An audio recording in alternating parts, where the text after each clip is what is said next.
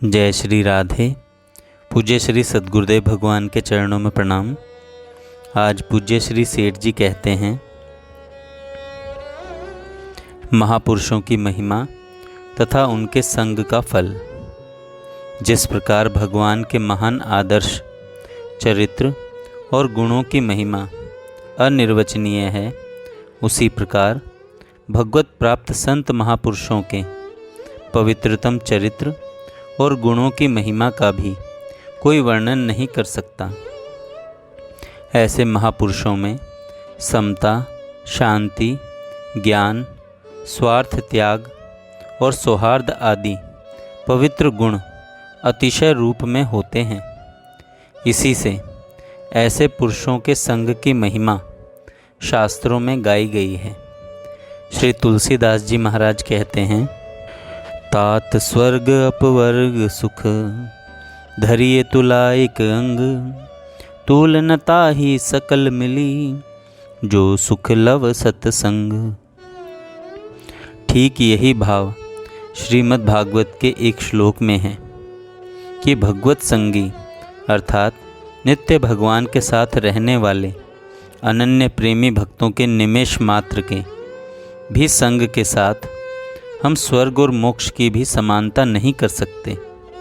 फिर मनुष्यों के इच्छित पदार्थों की तो बात ही क्या है। भगवत प्रेमी महापुरुषों के एक निमिष के सत्संग के साथ स्वर्ग मोक्ष किसी की भी तुलना नहीं होती। यह बात उन्हीं लोगों की समझ में आ सकती है जो श्रद्धा तथा प्रेम के साथ नित्य सत्संग करते हैं। प्रथम तो संसार में ऐसे महापुरुष हैं ही बहुत कम, फिर उनका मिलना बहुत दुर्लभ है और मिल जाए तो पहचानना अत्यंत दुर्लभ है। तथापि यदि ऐसे महापुरुषों का किसी प्रकार मिलना हो जाए तो उससे अपने अपने भाव के अनुसार लाभ अवश्य होता है, क्योंकि उनका मिलना अमोघ है।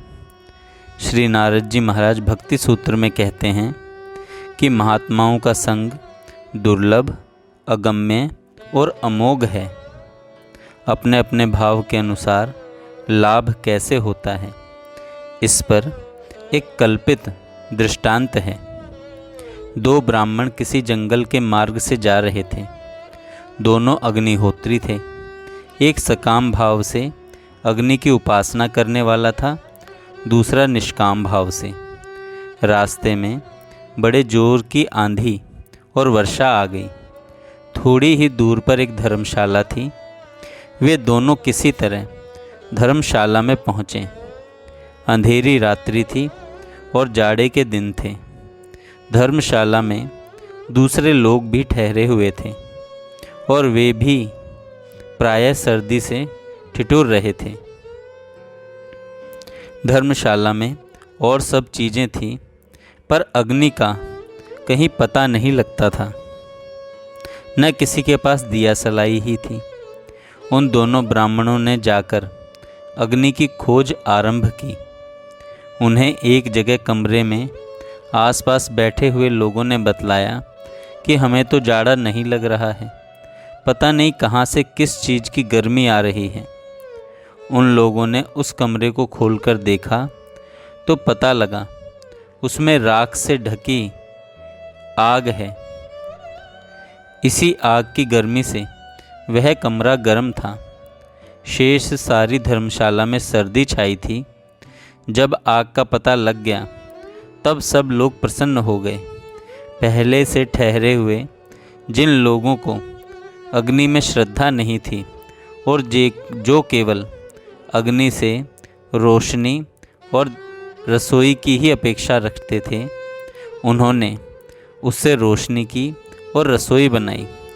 दोनों अग्निहोत्री ब्राह्मणों ने, जिनकी अग्नि के ज्ञान के साथ ही उनमें श्रद्धा थी, रोशनी तथा रसोई का लाभ तो उठाया ही, पर साथ ही अग्निहोत्र भी किया।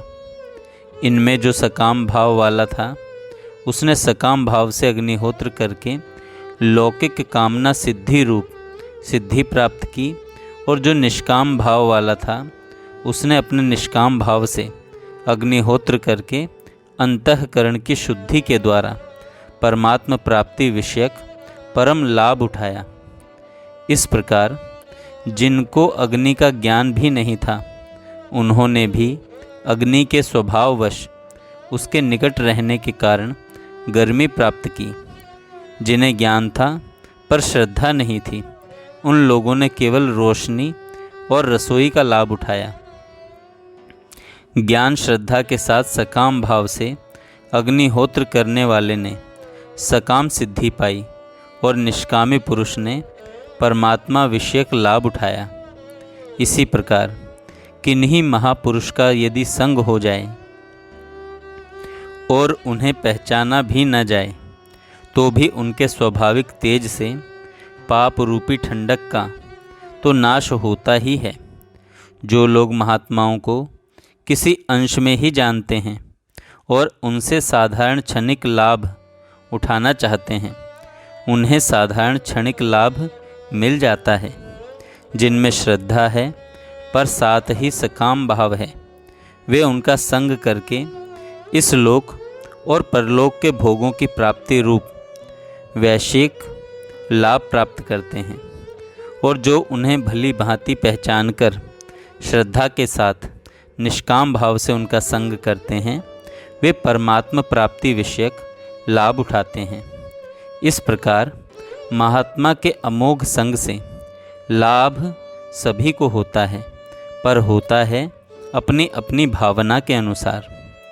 महात्मा पुरुषों के भी शरीर, इंद्रिय, मन, बुद्धि माइक होते हैं, परंतु परमात्मा की प्राप्ति के प्रभाव से वे साधारण मनुष्यों की अपेक्षा पवित्र, विलक्षण और दिव्य हो जाते हैं।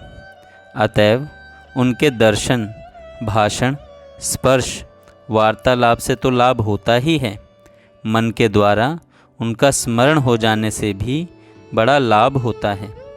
जब एक कामिनी के दर्शन, भाषण और स्पर्श, वार्तालाप और चिंतन से कामी पुरुष के हृदय में काम का प्रादुर्भाव हो जाता है, तब भगवत प्राप्त महापुरुष के दर्शन, भाषण, स्पर्श, वार्तालाप और चिंतन से साधक के हृदय में तो भगवत भाव और ज्ञान का प्रादुर्भाव अवश्य होना ही चाहिए। जय श्री राधे।